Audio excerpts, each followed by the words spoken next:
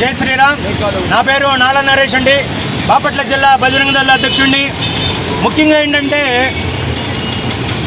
టీవీలో యాంకర్గా పనిచేసే అనసూయ, సినిమాలో నటించే అనసూయ జై శ్రీరామ్ అనేవాళ్ళం దొంగలు అని చెప్పి చాలా అపహాస్యం చేశారండి. మరి ఇప్పుడు జై శ్రీరామ్ అనేవాళ్ళు దొంగలైతే వచ్చే నెలలో గణేష్ మహారాజుకి జై అంటాం, మరి వాళ్ళని ఏమంటారు? ఆపై వచ్చే నెలలో హరహర మహాదేవ శంభో శంకర అంటాం, మరి వాళ్ళని ఏమంటారు? ఇలా జై శ్రీరామ్ అని దొంగలు అంటాం. అది మీకు ఎంతవరకు సమంజసం? ఇప్పుడు భారతీయ మహిళలు ప్రపంచం మొత్తం మీద ఎంతో పేరు తెచ్చుకుంటున్నారు. 6 గజాల చీర కట్టుకొని ప్రపంచం మొత్తం మీద భారతీయ సంస్కృతి ఔన్నత్యాన్ని పెంచుతూ ఉంటే నువ్వు జాన డైర్ వేసుకొని టీవీల ముందు పిచ్చి గొంతులు వేస్తున్నావు. ఇది సంస్కారమా? ఇదేం పద్ధతి? తర్వాత వచ్చి అదేమంటే అడిగితే నా డైరు నా ఇష్టం అంటున్నావు. మేము అడగడానికి లేకుండా పోయింది. తర్వాత ఇప్పుడు ఆనాటి కాలంలో, రామాయణం కాలంలో రాముడు వారు లక్ష్మణస్వామి వస్తుంటే శూర్పణఖ వచ్చి కుప్పి గంతులేస్తే రామ లక్ష్మణుల వారు ముక్కు చెవులు కోశారు.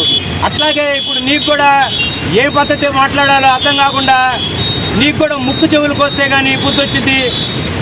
బాపట్ల జిల్లా విశ్వ హిందూ పరిషత్, బాపట్ల జిల్లా బజరంగ దళ్, బాపట్ల జిల్లా హిందూ చైతన్య వేదిక, అలాగే ఇంకా హిందూ సంఘాలు అందరూ కలిసి నీకు గట్టిగా చెప్తున్నారు 1కి 2 సార్లు.